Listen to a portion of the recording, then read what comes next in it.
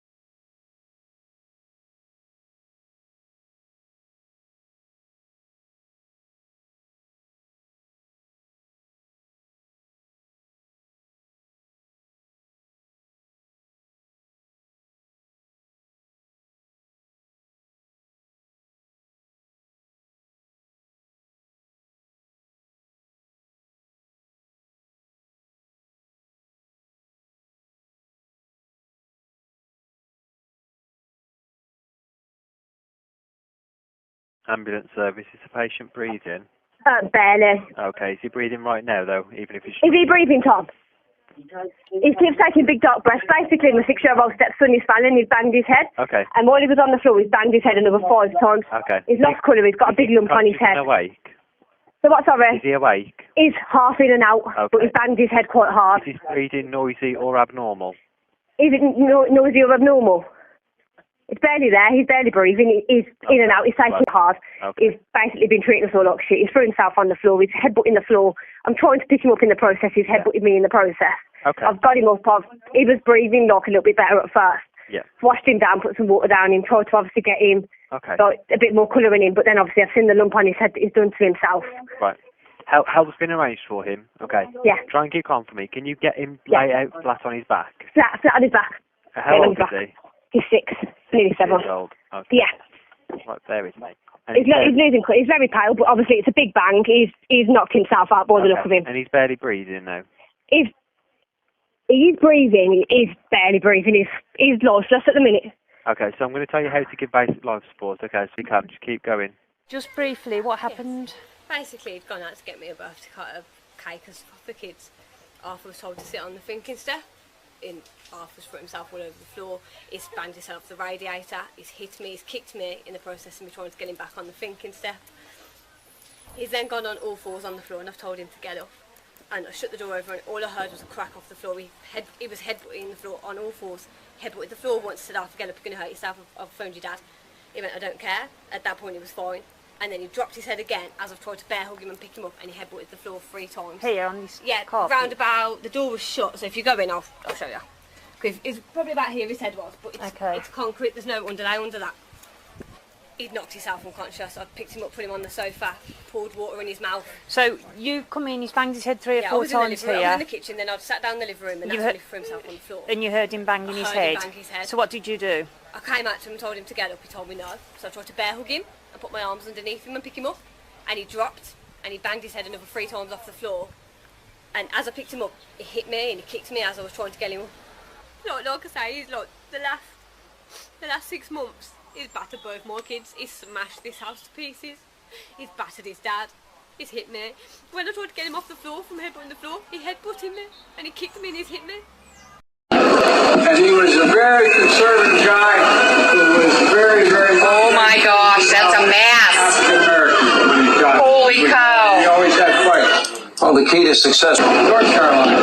And he was a very conservative guy who was very, very... Oh my gosh, that's a mass. This ordinary-looking woman had a very disturbing pastime. The lady behind me looks like your average run-of-the-mill person from the 1940s. Her name was Leonarda, and she was Italian. Leonarda loved to make soap as well as bake, however, she didn't use the most normal ingredients. You see, Leonarda was a serial killer, and she had taken the lives of 3 people between the years of 1939 and 1940. She then converted the bodies of the people whose lives she had taken into soaps and tea cakes that she would use to feed people. And in her words, her soap was a most acceptable creamy soap. This is also the exact reason why I don't accept food from people that I barely know. Steven Spielberg is a pedophile. See how easy that was, Corey? I didn't need $10 million. I just said it.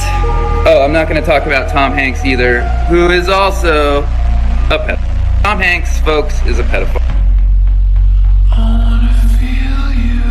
I believe the monsters who murder children should be put to death. We seem to have quite a good agreement on that. These people murder children and they do it as slowly and viciously as possible. We will not allow these animals to terrorize our communities, and my administration will not rest. Now we're stepping it up even to a higher level. This has never happened before. There's never been any move like this before. Much of it's already taken place, otherwise we wouldn't be talking about it. I wasn't allowed to be a human. I was a topic of conversation and gossip and punchlines. It's just a few drops, but yes, we do consume each other's blood on occasion for ritual purposes.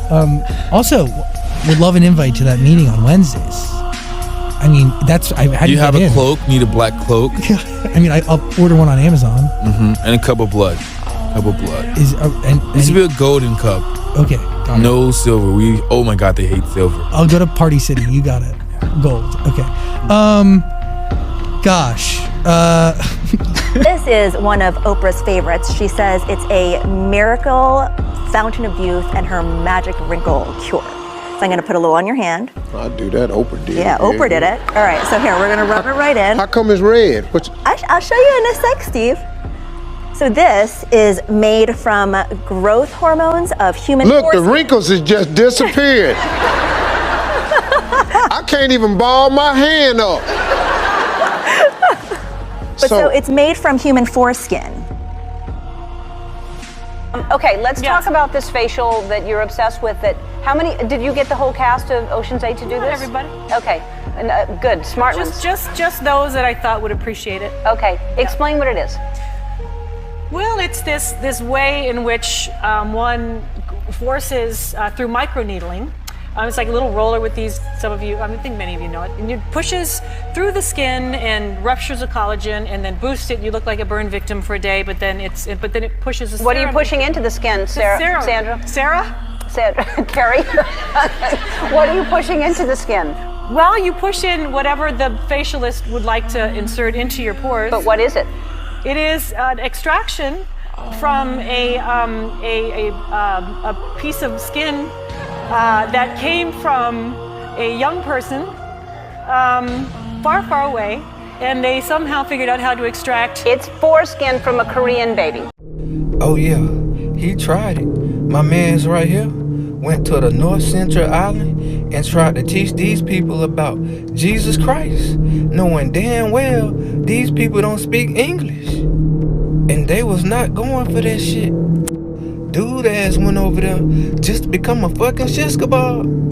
November 17th, 2018, John was making his final attempt to teach these folks about Jesus Christ. John was with 7 other people. Not to mention, he had already been chased off this island 7 other times before by the same people. So why in the hell would you keep going back? This tribe is isolated from the rest of the world for a reason. They are not immune to our diseases. You can go over there with a simple cold and wipe out the entire tribe. As John got off the boat, he tried to convince the 7 other people that it was okay. And the people told John the Lord told them to stay on the boat. So John had to show them that he wasn't no bitch. These people wasn't nothing to be played with. The whole time they happy as hell. Because John ass looking like a whole double cheeseburger. These people could not believe that John was that stupid to come back again.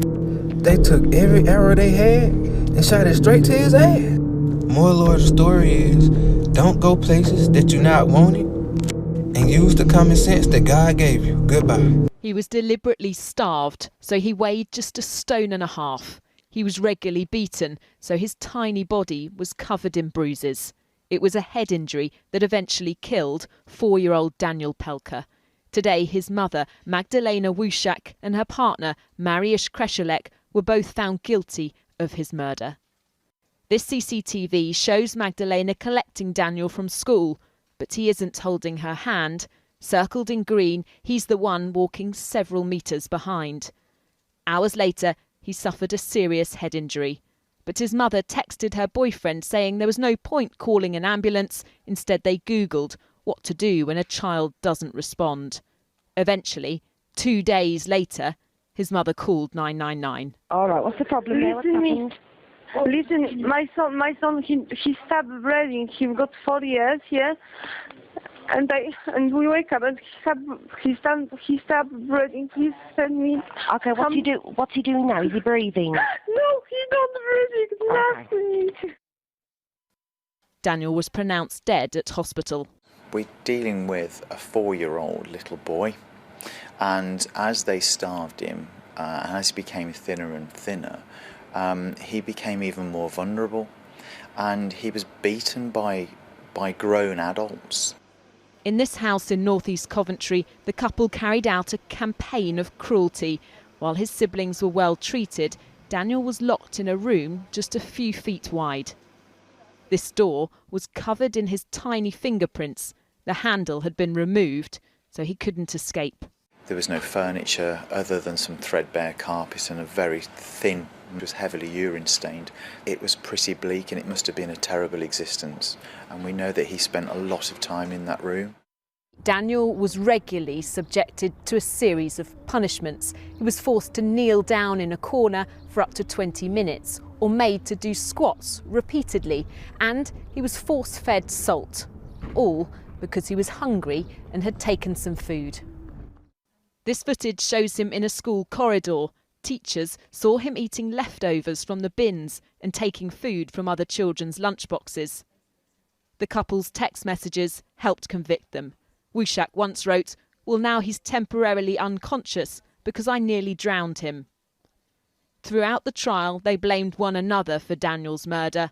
We'll probably never know who inflicted the fatal blow or why this little boy was so cruelly treated. But both of them will now face justice for his death. Plastic surgery really advanced during World War I. The lady behind me is Anna Coleman Ladd. She was a sculptor, and she's working on a mask right now for a soldier who had his face damaged during battle in World War I.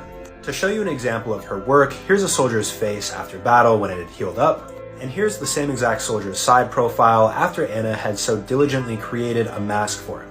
Here's another example of some very early plastic surgery with this soldier right here, and then afterwards. In my opinion, Anna is one of those unsung heroes from World War I that deserves a lot more recognition for what she did. 911, what's the address of your emergency? Hi, 1313 Esther Drive, Boulder City, Nevada. And what's the problem? Tell me exactly what happened. My name is Hans Walters. I work for Las Vegas Metropolitan Police Department. I just shot and killed my son Max and my wife Michelle. And I killed her because she's in such a chronic pain from her neck and back and on more medicines that she's not going to survive. I've also set the house on fire, and if the fire department comes to my house, because there's a fire hydrant right in front of my house, I'm going to open fire on them. So I have to wait till the house is burning and then I'm going to shoot myself, okay? So okay, I don't ask me any questions. This is real. This isn't a joke. The fire alarms in the background is because I set the garage and the bedroom on fire. My wife's in the bedroom. I shot her in the head. My son, unfortunately, is in the living room watching Oswald, and I shot him in the head too. And forgive me for my sins.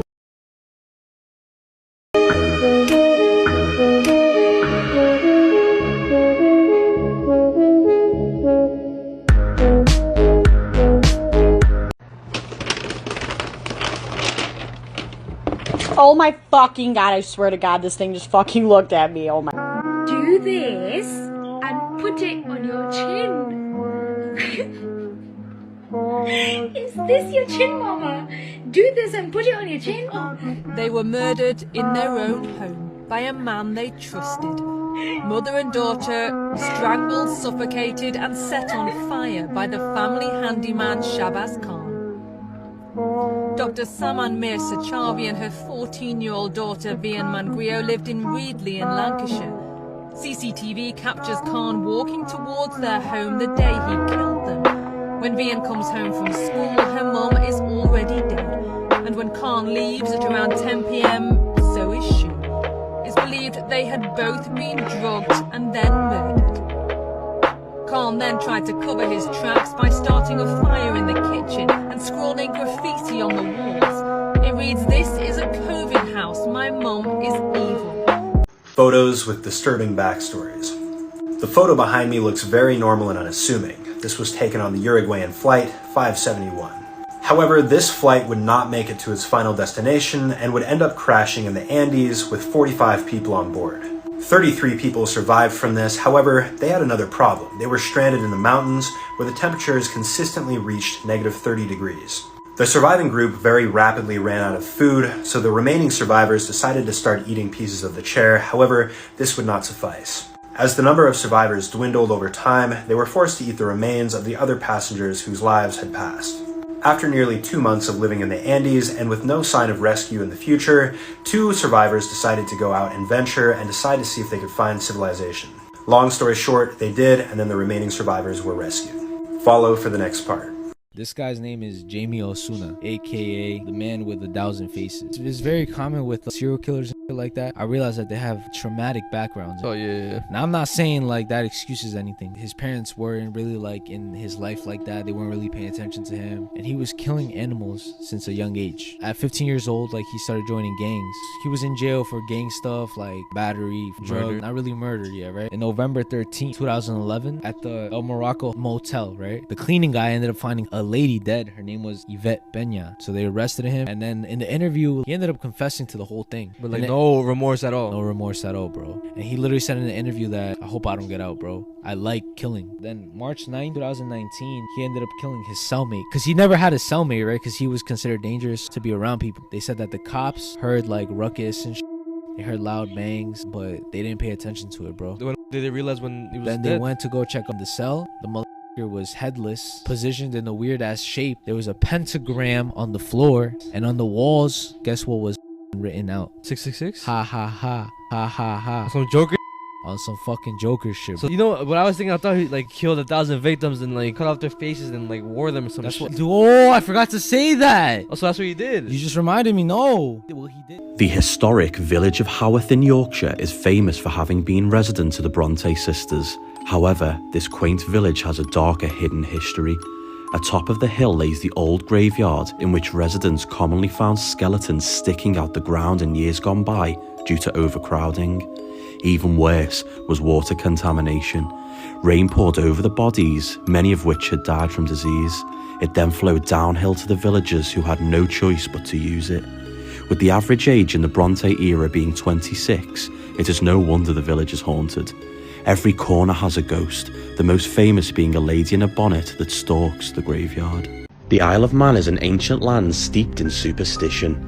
Located outside Castletown is a grave cornered by 4 heavy stakes driven into the ground, draped in chains. The man buried here is Matthew Hassel, but locals would use the word vampire.